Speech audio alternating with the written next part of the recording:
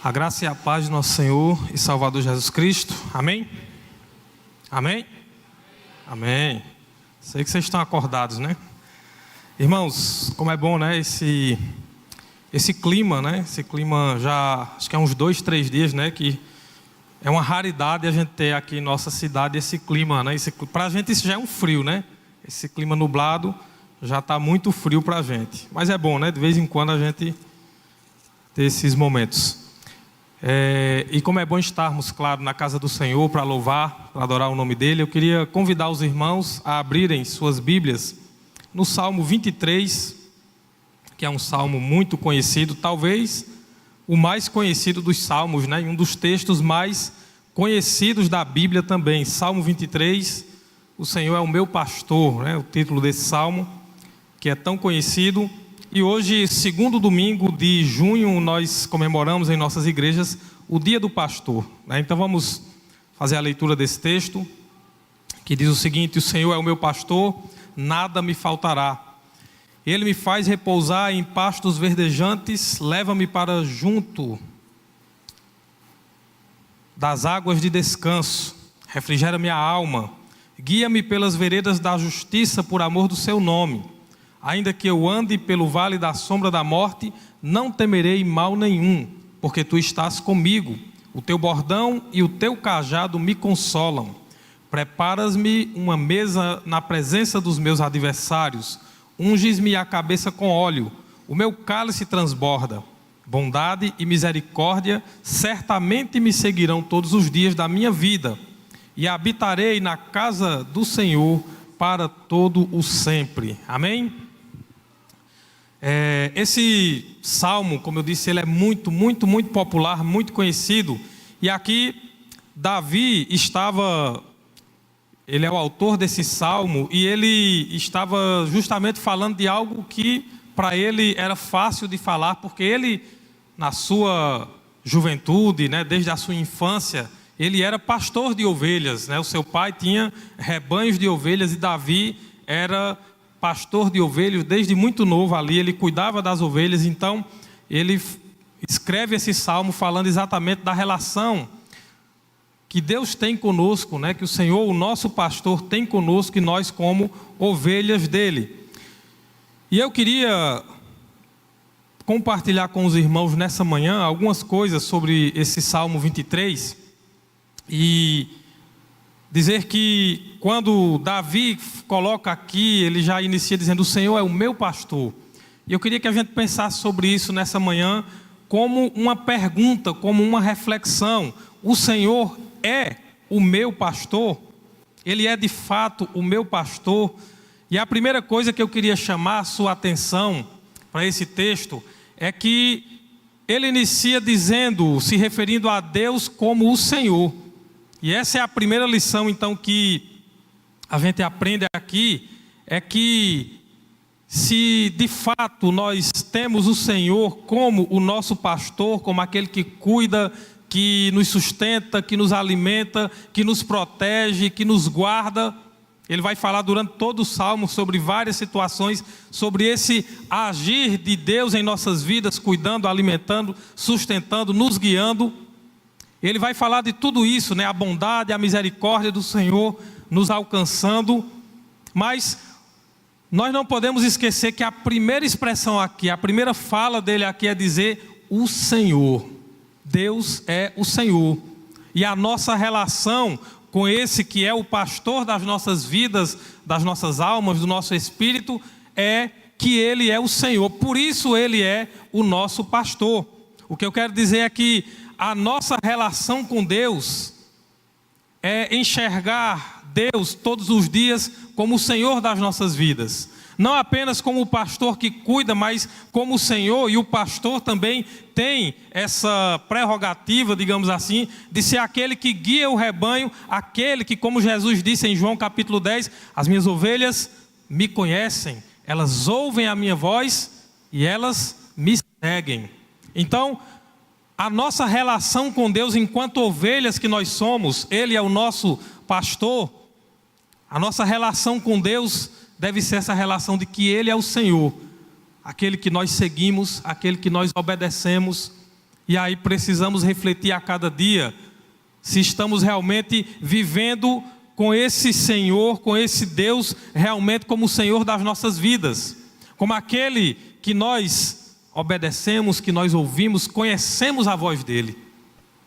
E se nós queremos ouvir a voz dEle, se nós queremos conhecer mais desse Senhor, nós precisamos ler a palavra dEle, nós precisamos ter uma vida devocional, precisamos nos alimentar dessa palavra.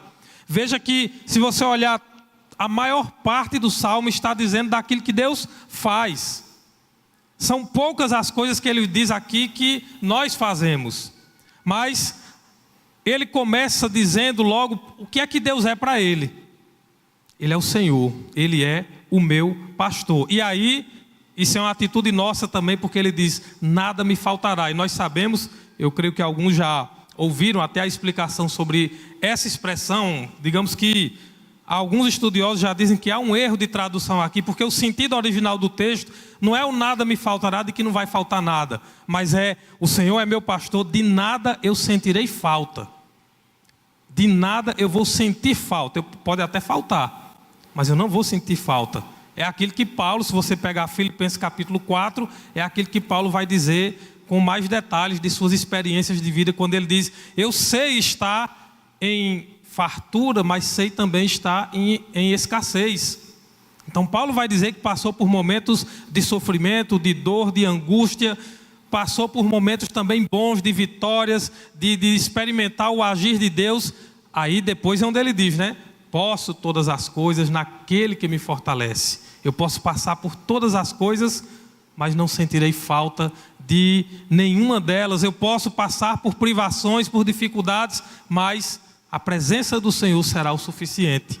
É isso que esse texto quer dizer. Mas veja, para que nós possamos ter essa relação de dizer que o Senhor é o meu pastor e eu não sentirei falta de nada, eu preciso entender que todas as coisas provêm dEle, que Ele é quem faz aquilo, como o Salmo 37:5 diz, confia no Senhor, entrega o teu caminho ao Senhor, confia nele e o mais Ele fará. Eu preciso entender que a minha relação com Deus deve ser uma relação de renúncia, de entrega, de descansar realmente e saber que Deus é quem providencia, é quem me sustenta e providencia todas as coisas na minha vida. O versículo 2, veja que ele vai dizer, Ele me faz repousar em pastos verdejantes, leva-me para junto das águas de descanso. É Ele quem nos faz repousar em pastos verdejantes, é Ele que nos leva para as águas de descanso. É interessante que às vezes há momentos em nossas vidas que a gente se sente às vezes perturbado, ansiosos, angustiados, às vezes como aquela ovelha, como é que a gente diz? Aquela ovelha arisca, né, que espantada, agitada, ali atormentada com muitas coisas. Mas quando isso acontece, jamais será pelo agir de Deus, porque o que Deus faz, o nosso pastor, o Senhor, o que Ele faz é justamente o contrário.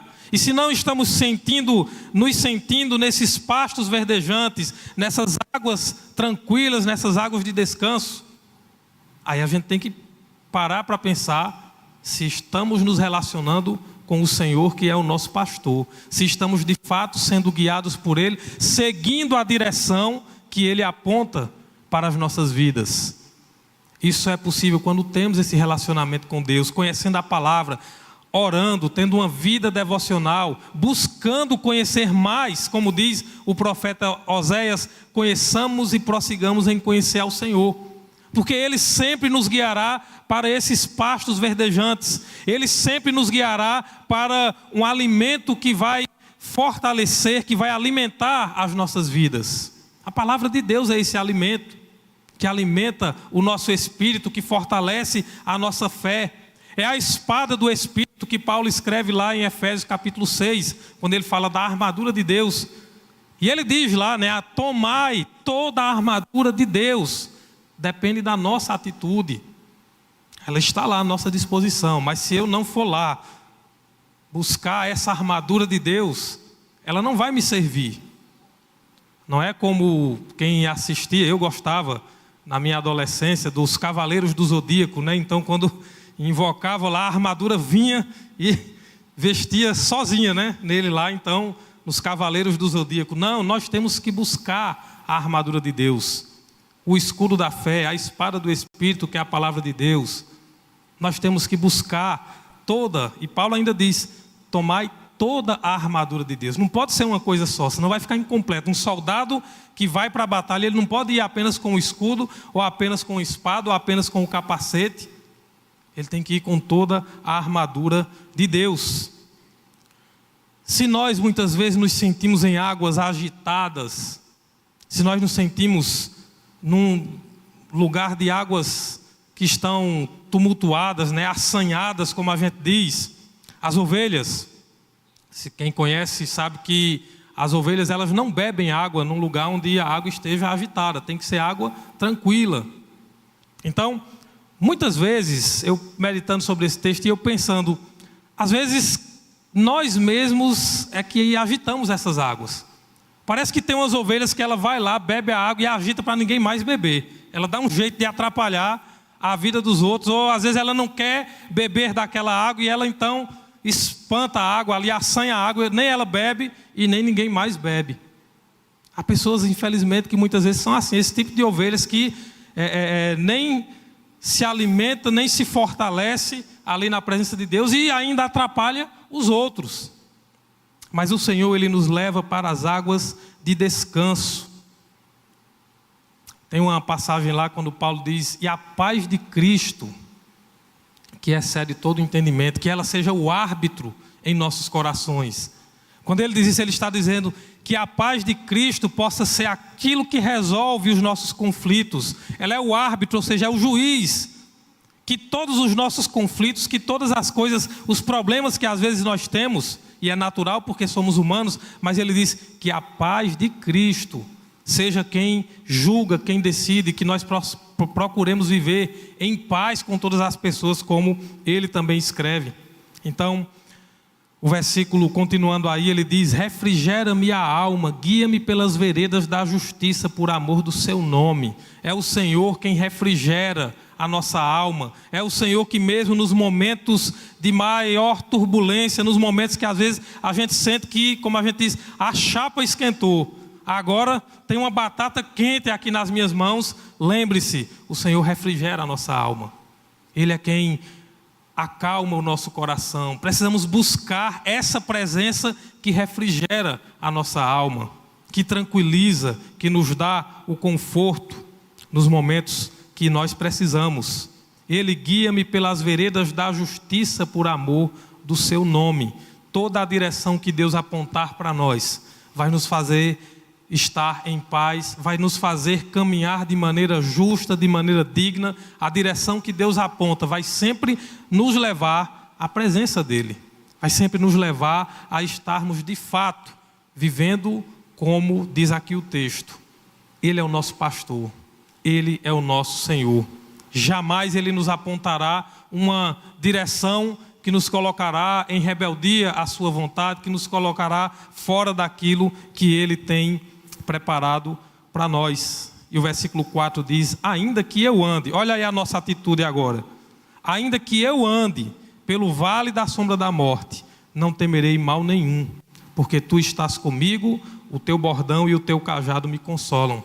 Ainda andar pelo vale da sombra da morte, porque andar sob esses perigos é natural do ser humano, porque veja, a morte entrou no mundo por causa do pecado, da desobediência do ser humano.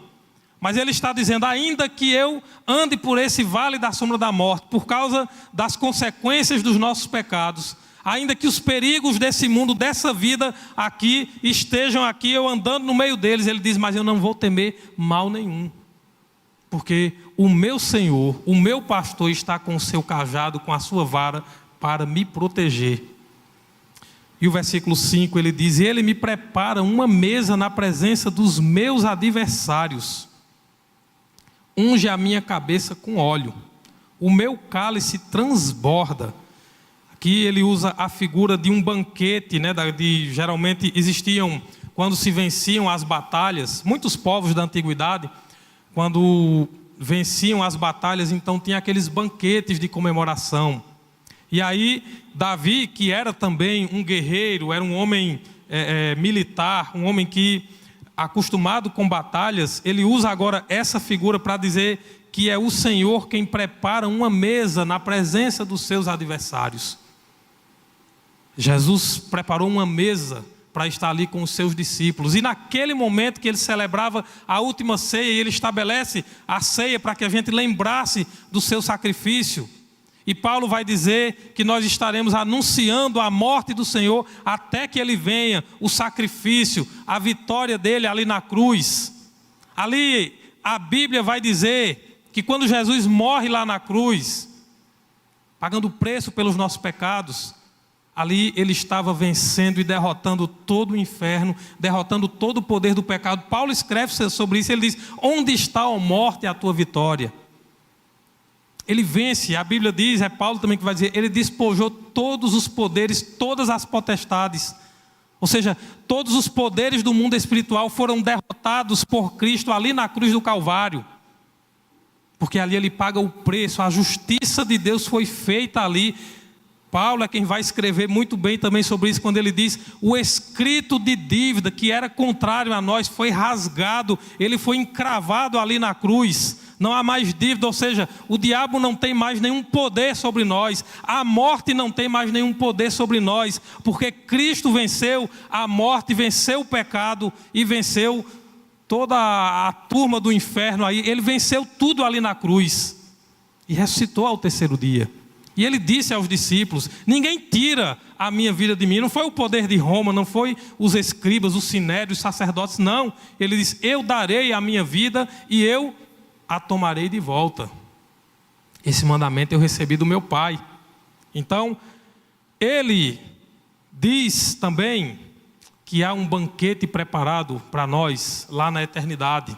E Davi via isso aqui também quando ele escreve esse salmo, porque ele se referia aqui não apenas a uma vitória ou às vitórias militares, mas ele se referia aqui principalmente à vitória que está preparado, ou a mesa, o banquete que está preparado para nós por toda a eternidade. E veja, tudo isso é preparado por Deus para nós. E o versículo 6, ele diz assim: a bondade e a misericórdia certamente me seguirão todos os dias da minha vida. Veja, mais uma vez, a bondade e a misericórdia do Senhor certamente vão nos seguir por todos os dias da nossa vida. Interessante que quando ele diz que a bondade e a misericórdia do Senhor que nos seguem, mais uma vez, a atitude é de Deus, é Ele quem nos alcança com sua bondade e misericórdia. Mas há uma atitude nossa aqui nesse versículo, quando ele diz certamente, ele está dizendo: eu tenho certeza disso, eu tenho convicção disso. Então eu e você, como ovelhas do Senhor, nós precisamos ter convicção que a bondade e a misericórdia do Senhor estão nos seguindo, que elas nos alcançam por toda a nossa vida. Precisamos ter certeza disso. Precisamos ter em nossos corações, em nossas mentes, essa convicção. Por isso que quando a gente vai se batizar, uma das perguntas que geralmente se faz numa profissão de fé é: você tem certeza da sua salvação? Geralmente se pergunta isso. Nós temos que ter convicção naquilo que Deus é e naquilo que Ele fez por nós. Temos que ter essa convicção. Quando Paulo escreve lá sobre a armadura de Deus em Efésios 6, ele fala: tomai o capacete da salvação. O que é esse capacete da salvação? O capacete protege a cabeça, lógico, mas é a consciência, a certeza, a convicção que nós temos que ter da nossa salvação conquistada por Cristo ao morrer na cruz pelos nossos pecados. Então, temos que ter essa certeza que a bondade e a misericórdia do Senhor, a sua graça nos alcançou e nos salvou todos os dias. Temos que ter essa certeza. Por isso que ele diz: certamente que a bondade e a misericórdia me seguirão todos os dias da minha vida. E por último ele diz: e habitarei na casa do Senhor para todo sempre. E agora mais uma vez ele fala de uma atitude nossa: habitarei na casa do Senhor. É esse Davi, quem tem vários, talvez a maioria dos salmos tenha sido escrito por Davi, mas é ele que amava estar na presença de Deus, na casa do Senhor. E olhe que é esse Davi que tinha no coração, ardia no coração dele o desejo de construir uma casa para Deus, um templo. E ele prepara ali o material, mas não é permitido por Deus. Deus diz a ele que Salomão, o seu filho, que seria seu sucessor no trono, era quem iria construir, erguer o templo, a casa para Deus ali. E isso é feito depois realmente por Salomão. Mas Davi amava estar na casa do Senhor, no tabernáculo, ali naquele local de adoração. Davi era um músico que louvava ao Senhor. O Salmo 122, escrito por ele também, ele diz: alegrei-me quando me disseram, vamos à casa do Senhor. É impossível alguém que tem um relacionamento com Deus, alguém que diz o Senhor é o meu pastor, não desejar estar na casa do Senhor. Às vezes a gente passa por momentos em nossas vidas que às vezes a gente, como a gente diz, a gente esfria, a gente perde o ânimo, o desejo de ir para as reuniões na igreja, no templo, porque a gente chama de igreja. E aí às vezes a gente começa a colocar, mas é porque a igreja, isso, e a gente vai colocando os defeitos na igreja, A gente vai dizendo, é porque a igreja está assim, está assada, está de um jeito. Irmãos, todas as vezes, isso eu digo sem medo de errar, porque eu estou falando de acordo com o que está na palavra de Deus. O problema não está na igreja, como a gente diz, está em nós. Sabe por quê? Porque nós somos a igreja. Quando eu falo, a igreja podia ser melhor, eu estou falando de mim mesmo, porque a igreja, ela é nada mais, nada menos do que a reunião dos membros. Eu sou membro da igreja, eu sou parte da igreja. Então, se eu digo, mas a igreja está assim, e o que é que eu tenho feito diante dessa situação que eu estou reclamando, o que é que eu tenho feito para melhorá-la? Normalmente, quando a gente reclama, a maioria das pessoas que reclamam são as que menos fazem ou nada fazem. Isso é fato. Eu não sei se tem estudos, pesquisas sobre isso, mas dificilmente, a margem de erro é mínima aí. Mas é assim, a gente reclama, e muitas vezes nós não fazemos aquilo que Deus espera de nós. É impossível ter um relacionamento com Deus, como diz o início do Salmo, quando Ele é o pastor, quando temos esse relacionamento e não arder em nossos corações o desejo de estar na casa do Senhor, o desejo de estar na presença dEle, de estar na comunhão com os irmãos. É impossível, por mais que a igreja seja essa reunião de pessoas, esse ajuntamento que tem seus problemas, que tem seus conflitos, que tem suas falhas, mas é impossível que não amemos estar na igreja, porque ela é a família de Deus, porque ela é o corpo de Cristo, e é impossível estar ligado a Cristo, que é a cabeça, se não estiver ligado ao corpo. É impossível. Esse fenômeno, nos nossos dias, que se chama os desigrejados, e muitos, eu sei que tem os motivos, tem gente decepcionada com a igreja, tem gente decepcionada com líderes, com outros irmãos, enfim, é verdade. Mas você já viu alguém dizer que está decepcionado com Jesus, que é o Senhor da igreja? Com Cristo, que é o pastor supremo da igreja? Não tem. É impossível. Então, como eu disse, muitas vezes também falta a pessoa ter a consciência de observar como é que está, e o seu relacionamento com Deus.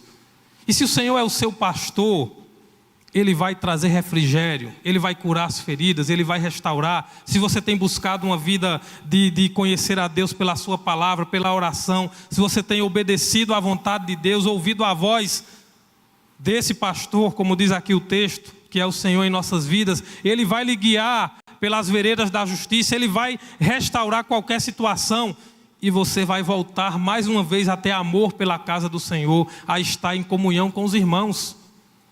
Isso é fato. Então, por isso que ele diz, habitarei na casa do Senhor para todo sempre. Alegrei-me quando me disseram, vamos à casa do Senhor. Ele diz no Salmo 122. O Salmo 133, que é um salmo que fala sobre comunhão, só abrir ele aqui, que também é um salmo de Davi. Olha como ele diz, como é bom e agradável viverem unidos os irmãos. Davi escreve, como é bom e agradável que os irmãos vivam unidos. E aí ele usa uma figura aqui, ele diz: é como óleo precioso sobre a cabeça, a qual desce para a barba de Arão, e desce para a gola de suas vestes. Ele usa a primeira expressão que ele usa para comparar aqui, a figura que ele usa é a do sacerdote. Arão era sacerdote. Ele está trazendo à mente daquelas pessoas ali, ele está dizendo: olha, é como o sacerdote, o óleo que ungiu o sacerdote, que desce sobre as suas vestes. Ele está fazendo uma referência a uma figura do templo, da casa do Senhor, ao sacerdote que representava Deus ali diante do povo. E lá no versículo 3, no final, ele diz, lê o versículo todo, né? Ele diz: é como o orvalho do Hermon que desce sobre os montes de Sião, ali ordena o Senhor a sua bênção e a vida para sempre. Ali onde os irmãos vivem em união, em comunhão, ele diz: o Senhor ordena a bênção e a vida para sempre. Então, se o Senhor é o nosso pastor, nós desejaremos não apenas contar com as bênçãos, com a proteção, com o cuidado dele, mas também desejaremos habitar na casa do Senhor. Desejaremos servir na casa do Senhor. O Salmo 100 diz isso, né? Sirvam ao Senhor com alegria, entrem por suas portas com cântico. Então, que nós possamos, irmãos, entender que o Senhor é o nosso pastor, que Ele cuida de nós. Mas se Ele de fato é o nosso pastor, nós precisamos ter esse desejo de habitar na casa do Senhor, de estar em comunhão. Precisamos ter a convicção daquilo, da obra de salvação e do seu propósito para as nossas vidas. Ele é o nosso pastor que cuida de nós. E Ele tem também nos dado o privilégio de termos pastores escolhidos por Ele, pastores capacitados por Ele, pastores que são ovelhas como nós também, são servos como nós, e que têm uma grande responsabilidade de conduzir, de alimentar, de cuidar, de andar lado a lado. E hoje, como eu falei no início, nós comemoramos o dia do pastor, mas que possamos, em primeiro lugar, Cristo é o nosso pastor, mas que possamos também, cada um de nós, entender que essa responsabilidade do cuidado, de andar junto, não é apenas dos pastores. Hoje a gente lembra, a gente agradece pelos que receberam esse chamado, esse dom da parte de Deus, mas também que cada um de nós possa entender que nós temos a responsabilidade de cuidar uns dos outros, de amar uns aos outros, de sermos aqueles que andam lado a lado, porque nós somos o corpo de Cristo, nós somos a família do Senhor. Amém? Você ficar de pé para a gente orar?